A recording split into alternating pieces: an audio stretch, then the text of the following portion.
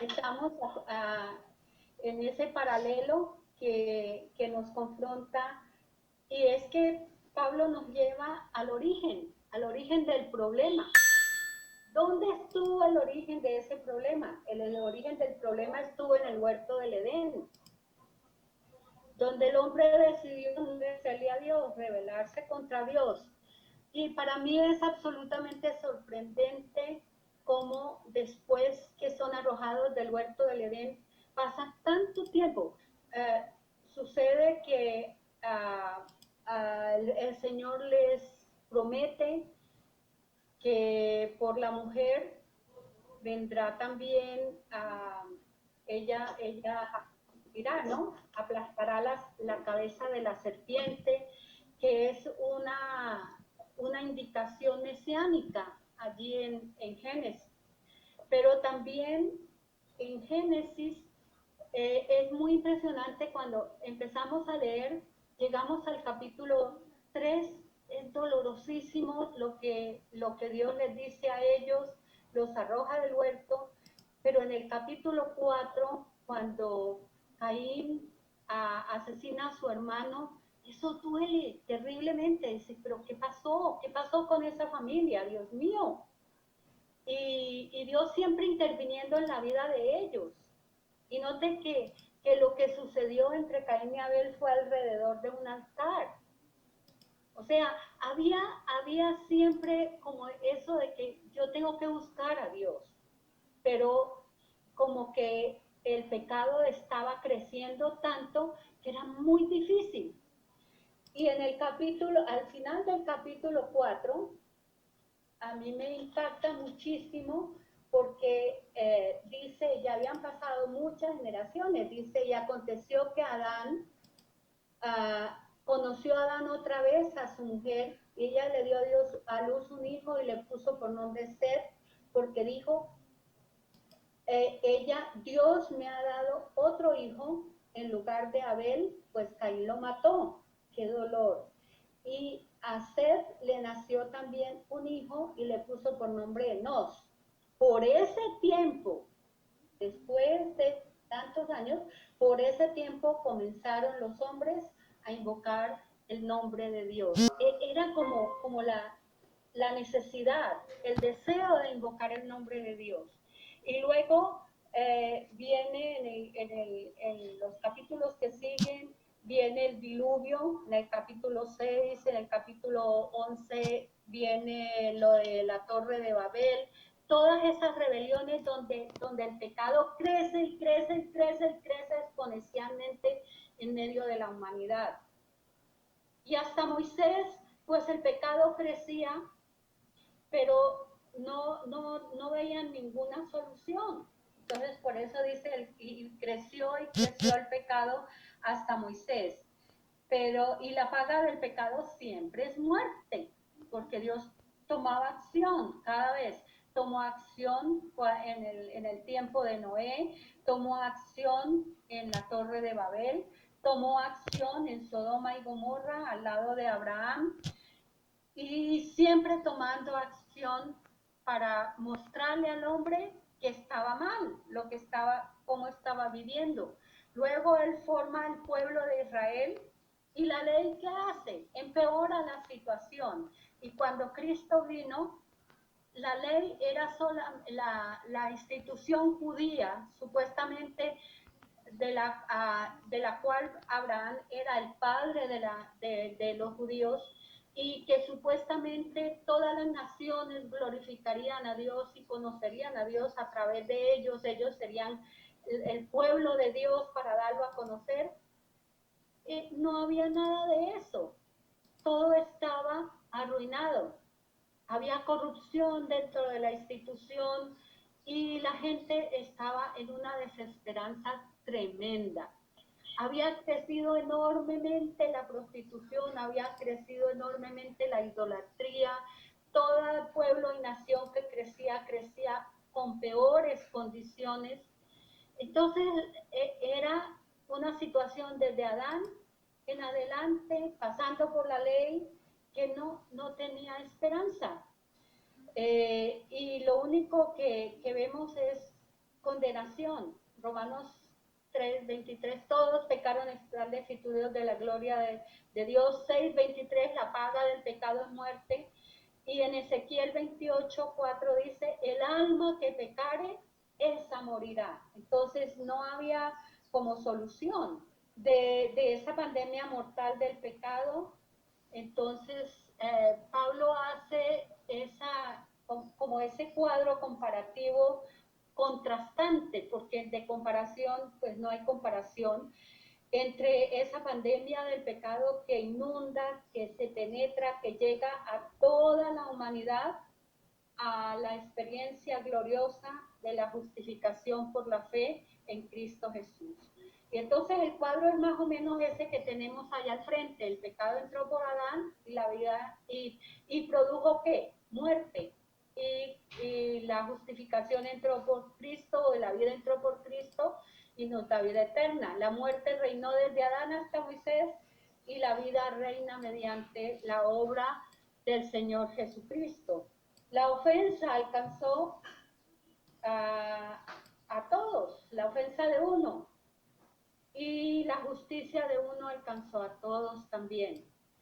Y por la desobediencia de uno, todos fueron hechos pecadores, y por la obediencia de uno, todos son constituidos justos. Ese es más o menos el cuadro que él nos presenta aquí, el cuadro a grosso modo que él nos presenta acá. Pero si lo miramos un poquito más detenidamente, podemos pasar el cuadrito. Un poquito, Pablo nos lleva de la mano a mirar que el pecado tiene extensión universal.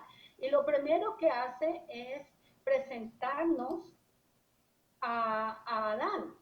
Los 3 versículos que siguen nos está presentando a Adán. Desde el verso 12 hasta el verso 14, 12, 13 y 14 nos presenta a Adán en la extensión universal del pecado, porque él fue como el origen, pero el pecado se extendió. Allá en Génesis hay un momento en que Dios dice, es que me pesa haber creado al hombre sobre la tierra. Ese ya era como la tapa, el colmo. El hombre estaba absolutamente hundido en el pecado. Y el pecado, con las demandas de la ley, tampoco minoró. Después, hasta Moisés crecía y crecía. Luego vino la ley para hacerlo más evidente y decir, hombre, necesitas salvación, pero tampoco, siguió creciendo. Entonces, donde no hay ley, no se inculpa el pecado, aunque sigue creciendo el pecado. Y reinó la muerte desde Adán hasta Moisés porque el pecado siguió creciendo. Pero donde hay ley, pues supuestamente la gente va a buscar a Dios para salvarse, pero tampoco lo hicieron. Entonces era necesaria una acción celestial para que el hombre pudiera ser salvo. Y es por eso que él hace esta comparación. Y esta comparación es interesante. Aquí nos presenta a Adán y después confronta a, digamos que paradójicamente, a los dos, a Adán y a Cristo. El pecado de Adán y la justicia de Cristo. Porque aquí, allá cuando presenta a Adán, habla de todos pecaron, todos murieron, todos están destituidos de la gloria de Dios. Pero aquí ya en esta parte donde presenta a Cristo dice muchos. Los muchos pecaron, muchos murieron. Y donde abundó el pecado, sobreabunda la gracia. Y con el don, porque Cristo permitió o permite que la gracia sobreabunde y que aquella persona que vive la vida de Cristo en su corazón no viva dominado por el pecado, pueda dominar el pecado. No que no peque, sino que pueda dominar el pecado, pueda sentir el dolor por el pecado, tenga la capacidad de arrepentirse, tenga la dicha del perdón de Dios, tenga la reconciliación con Él. Pero pero donde no está la presencia de Jesús, sobreabunda el pecado, entonces hay muerte, hay transgresión y hay desolación, ¿cierto? Y él empieza a hablar de muchos y termina hablando del reino, donde reina la muerte y donde reina la gracia para justicia. A mí me encanta. En principio todos, luego muchos y luego hay un reinado o de la muerte y la condenación o de la gracia y la justicia. ¿En cuál? Es como decir, ¿en cuál lado estás tú? ¿Dónde te ubicas? ¿En el lado de la condenación o en el lado de la gracia? Aquí está hablando en términos universales, ¿cierto? Los términos particulares de cómo vivir el poder del Evangelio lo vamos a mirar más adelante. Estos son los términos universales, ¿cierto? Yo creo en Jesucristo como mi Señor y Salvador. Él me saca por la muerte de Cristo en la cruz del Calvario y su resurrección. Yo soy libre del poder del pecado y del reino del pecado en mi vida para que reine la vida de Cristo en mi corazón. Ahí vamos, ¿cierto? La dádiva, el regalo, es para quienes han sido justificados por la fe. Y la muerte y la condenación por la transgresión de uno reinó la muerte para todos. Luego todos murieron. Él quiere que conozcamos esas dimensiones para mirar, oye, el Evangelio sí tiene mucho poder, porque venir a cambiar la historia de la humanidad desde Adán, ¿cierto? Venir a cambiar toda la historia de la humanidad, que en donde Dios intervenía para ayudarle al hombre, pero el hombre siempre seguía y seguía peor. Hasta que vino Jesús y el Señor Jesucristo nos saca de esa condición y poder cambiar esa tragedia del pecado en una oportunidad de vida. Eso es muy glorioso. Esa es la lección que Él vino a transformar. El tercer punto, estamos en el segundo, donde muchos pecaron, abundó la gracia. Y donde reinó el pecado, reina también la vida en Cristo Jesús. Y luego, siguiendo con Adán y Cristo, Romanos hasta del verso 12 hasta el verso 21, del 18 al 21, perdón, así como por la transgresión de uno la condenación fue para todos de la misma manera, y el verso 19 también por la desobediencia de uno, y note que ahora es uno por uno, ahora se concentra en hablar de esos muchos, pero es por el pecado de uno. Y cundió y se llenó la humanidad sin esperanza. Y sigue sin esperanza. El problema ahora es entender esa dimensión y saber que nosotros que estamos del otro lado tenemos la responsabilidad de dar a conocer a Jesús. De decir, esta situación tiene remedio. Hay una vida diferente.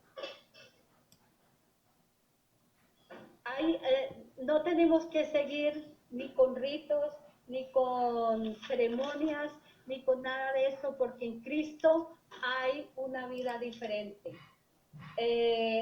No hay condenación y no hay muerte para los que están en Cristo Jesús.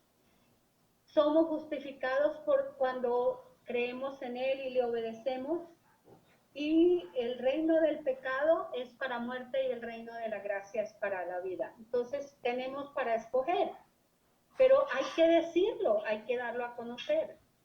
A veces el evangelio que predicamos no tiene esa contundencia de decir, es que vamos a salir de una situación deplorable de muerte a una situación de gloria. Y eso es lo que es el poder del evangelio. Y Pablo quiere poner esta carga en nuestro corazón. de que donde abundó el pecado, sobreabunda la gracia. Donde había ley, abundaba el pecado, pero ahora abunda la gracia. Porque el Señor está dispuesto a perdonar, a reconciliar y a dar su paz para nosotros. Nada puede ofrecernos vida eterna, solamente el poder del Evangelio. Nada puede darnos vida eterna, nada. Eso es lo que dice este pasaje. Primero, las glorias de ser justificado, que no nos exime del dolor y que no nos exime de la prueba, pero que nos lleva cada vez a ser más fuertes en Él. Y luego esa comparación universal, de la universalidad del pecado, pero de la sobreabundancia de la gracia. Es más universal la gracia porque el pecado se quedó entre los hombres, mientras la gracia supera la dimensión de la tierra para hacernos, digamos, darnos una esperanza de eternidad con Cristo. Porque la vida, el que muere en pecado, muere. El que vive en Cristo, vive para la eternidad. Entonces, es muy bonito. Es muy bonita esa comparación y ver la universalidad del pecado frente a la inmensidad de la gracia nos hace muy gozosos en Cristo y nos da muchísima responsabilidad.